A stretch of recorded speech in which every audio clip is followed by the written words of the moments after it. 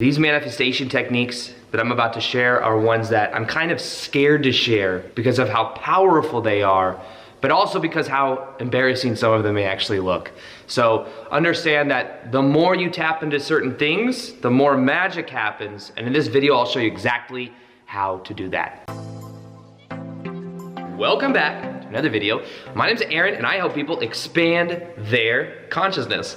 Now on this video, I'm gonna be sharing with you some advanced secret manifestation. Let me say it again. I'm gonna share with you some 5 advanced manifestation secrets that I'm scared to share because some of them may be a little bit more esoteric than maybe some of the videos you're used to. And it's something that it might be a little bit more out of the box. However, the old school way of looking about the law of attraction is that you think certain thoughts and then your thoughts magnetize you to certain things. You want to attract things, you think of it, and then it comes to you. Now, I've said many times before that a huge game changer, something that will change the way you go about this process, is realize you don't always get that which you want, but you always get a reflection of who you are. So if you become the kind of person that is attracting all of these things, then that will be a natural reflection, because all the outer reality is a reflection of the inner reality. There is no spoon, okay? I wrote that because I just really wanted to share that. There is no spoon. Reality is what we believe it to be. Now, this first thing I'm gonna share is something that may shock you. It may completely blow your mind. It may completely make you spill your kombucha, go spit it out everywhere, go, whoa, Aaron, I can't believe you just said that. Are you ready for it? Okay, here we go.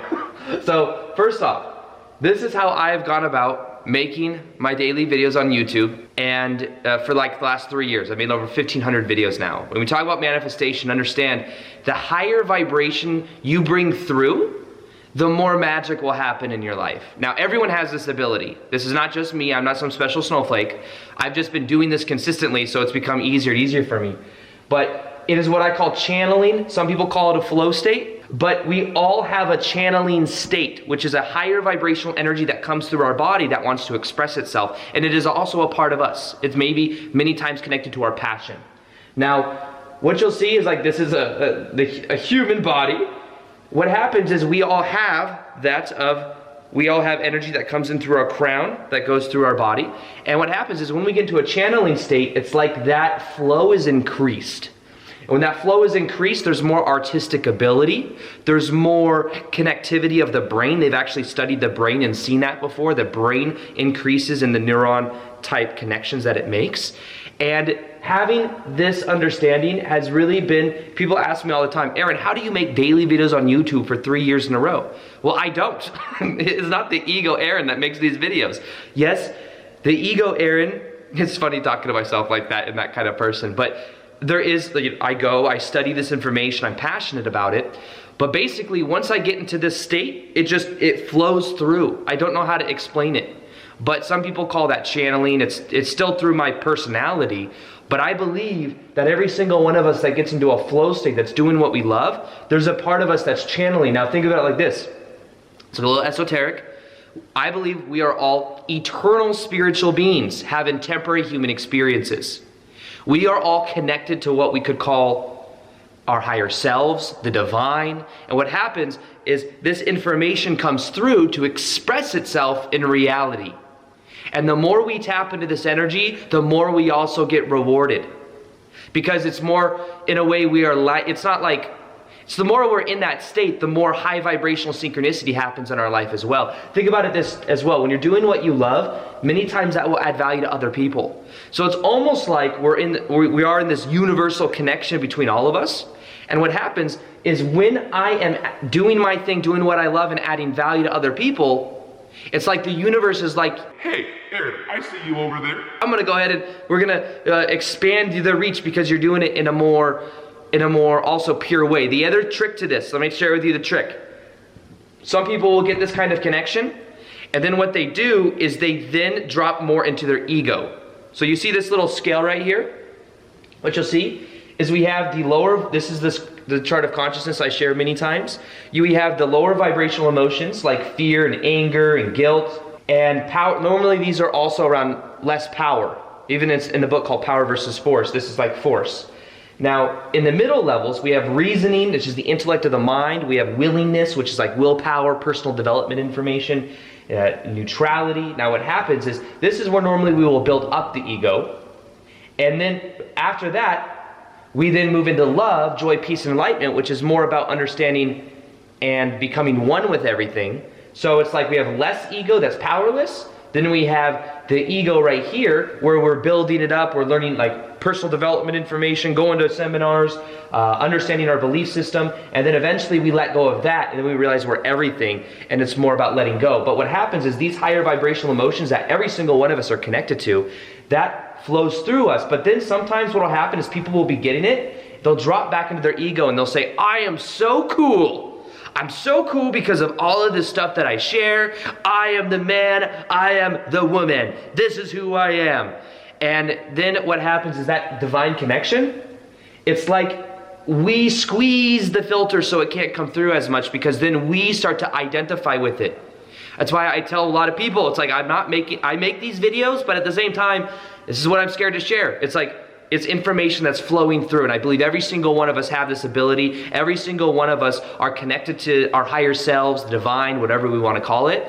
And when we tap into this energy, magic begins to happen. My life has exploded in many positive ways because of this. So that's the first thing I want to share. The second thing I want to share is every single one of us, I believe as well, has what we could call spiritual guides. We come into this reality, we forget who we are. That's part of the purpose. We've come here to forget who we are so that we can remember who we are. But the whole entire time in the background, you might be saying, I'm lonely, there's no one around, blah, blah, blah. You still got your spiritual guides, okay? Your spiritual guides are still chill with you. It's just that you're not necessarily aware of them. Spiritual guides can be, they can be souls that connected to you, that are guiding you through this life and helping you. It's like a soul contract type thing.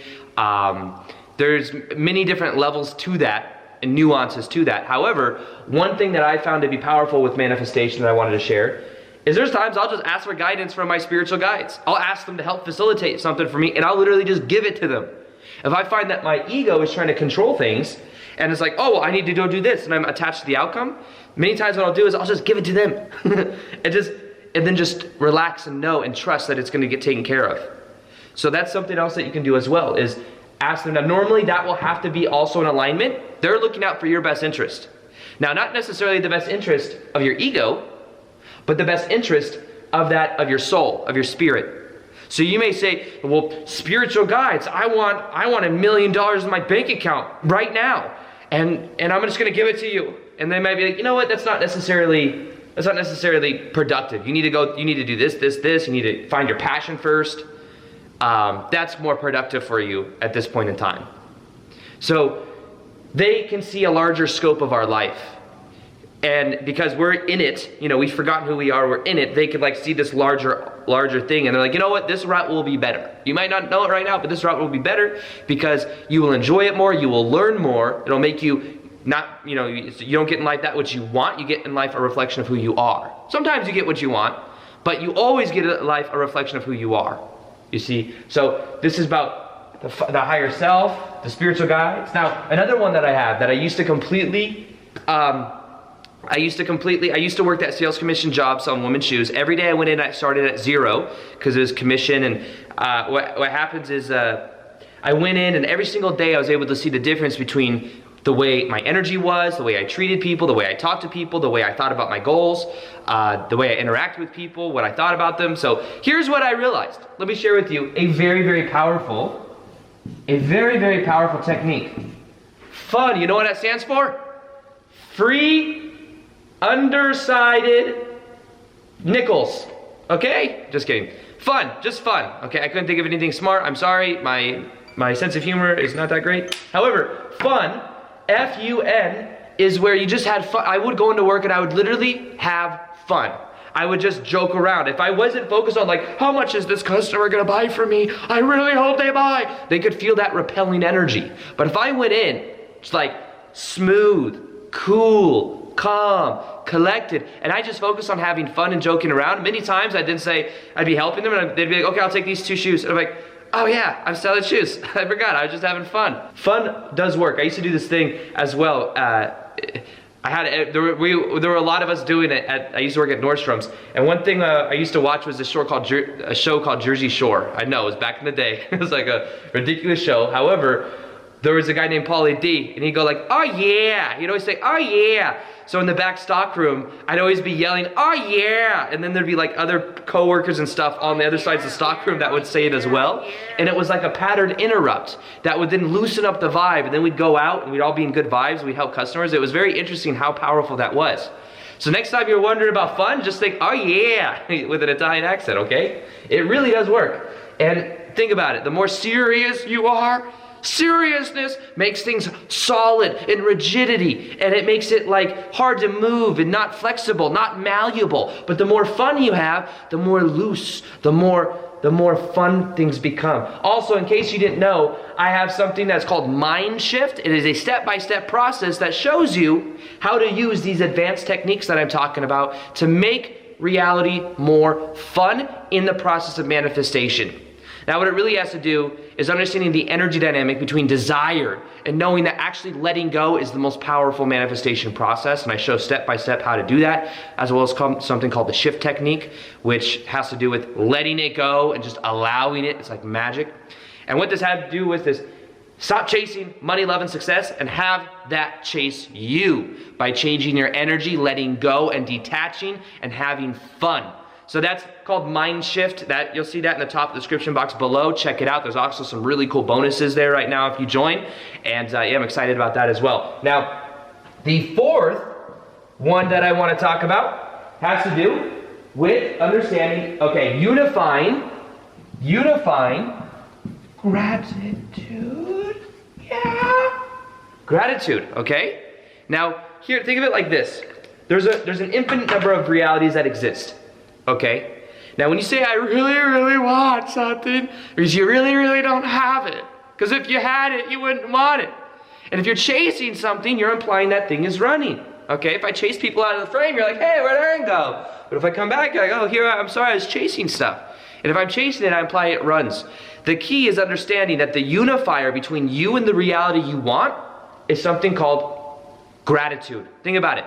If you can feel grateful now, first, is my head like cut off? Like, I'm sorry.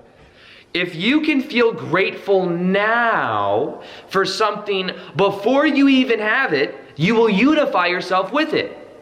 All the outer reality is a reflection of the inner reality. So feeling gratitude for something on the inside now before you have it will eventually have that thing unified with you in this reality. So that's what it is. That's why gratitude is so powerful. Gratitude is one of the most powerful emotions to manifest what you want. So what I recommend you do is you sit in meditation. And what you do is you focus on your heart. Now the heart is also thousands of times more powerful than that of the head. And what you do is you focus on the feeling inside of your heart and being grateful and imagining what it would feel like. Not just the visual pictures, but imagine what it would feel like to be that version of you. What does that version of you think like? What does that version of you act like? What does that version of you, what version of you, habits does that version of you have? These little things. What books does that version of you read? Think about how grateful you are to have certain relationships in your life, to have a certain amount of abundance in your life. And as you feel grateful for that on the inside, and you keep priming and conditioning that, you are unifying yourself with the different probabilities so that you actualize that into your reality. That's why gratitude is one of the most powerful manifestation processes you can do. And it's all within you. You can start off by feeling grateful for something you already have. I could look at these plants right here and be like, "Thank you, I love plants. I have crystals over here. I love crystals. Oh my goodness. I love that book over there. Oh my God, I love that book. I just love everything. Oh my God." And you just keep doing that. But what you'll find is, if you can get to that state of that gratitude and do it more often, you'll find more magic happens in your life. Here's another cool thing. The more gratitude you feel, the more the wiring of your brain is sped up. You're literally more creative when you feel more gratitude. So imagine you have a problem and you're like, "You know what? I'm just gonna go supercharge myself and I'm gonna have a solution for this in a minute." So what you do is you go and you're like, "Oh yeah, I feel grateful, gratitude." And you're like, you look at your problem again, you're like, "Oh yeah, it's so simple." Yesterday I was getting stressed out because I'm doing this live Q&A thing today for It's global meditation. And I made it on this computer. And what happened is the desktop computer, and you need to, on YouTube, in order to get it to work, you need to be some ninja software expert pro, have all this different software downloaded, all these different connections, and you gotta be like a software genius to get this stuff to work. So I make this, I'm sending it, people are sharing this global meditation everywhere, and I spent 3-4 hours trying to figure out how to set up this thing for it to work. I've done it before, but it keeps telling me that this bit rate isn't right, all this crazy stuff. So I said, you know what, eventually? I just sat down. I was like, I'm getting a little stressed. So what I'm gonna do is I'm gonna feel grateful, I'm gonna figure it out. It's okay, blah, blah, blah, blah. And then right after I got out of that, I was like, you know what? Screw it. The solution's real simple. I stopped that live Q&A, I deleted it, I started a new one on my mobile phone so that I could for sure do it on mobile, and now all is well. The solution wasn't able to be seen because I was in some type of state. I changed my state, solution appears. So that's also extremely powerful. Now, the other thing I want to say is this one up here. Okay, this is number 5. It's here the whole time and you didn't even know it. I was gonna write it down, but no, there is no spoon. That was the Matrix. There was this part where this little kid is having this spoon that's going, and Neo, Keanu Reeves, is like, hey, how do you do that? And he's like, you realize there is no spoon. Now, in the book Autobiography of a Yogi, there's a book by Paramahansa Yogananda talking about his experience going through enlightenment, and he's coined for bringing yoga to the West. He's an awesome, divine, embodiment of, he's an incredible person. He's got that book. I recommend everyone get it. It was the only book that Steve Jobs had in his iPad, and he read it every year the last 40 years of his life. I always say that because it's like, oh, if Steve Jobs did it, I should do it too. But these enlightenment, if you go, the higher vibrational emotions are joy, peace, and enlightenment. The things these people could do inside of that book, the stories inside that book of Paramahansa Yogananda's life, show that magic is real. These people could do things we consider to be magic. Like teleport, like bring people back from the dead. That was one of the stories of Paramahansa Yogananda's guru, Sri Yukteswar. I never know if I'm saying that right. I'm sorry. But his guru, experienced this, planting clear ideas telepathically, making objects appear instantly, things like that. It shows that reality is more like a dream. And maybe one of the reasons those enlightened masters could do those magical things is because they realize the truth. This is all a dream. This is much more flexible than we can imagine. They've become one with everything, and that's why there's so much magic. So like I said, if you want to make your life more magical, you can click below. Check out Mindshift. It'll step-by-step process for showing you everything I know about everything I'm sharing in this video. Other than that, I hope you enjoyed it. Subscribe if you haven't already. I got a lot more videos coming, and I'm excited to share. And as always, peace, much love, and namaste.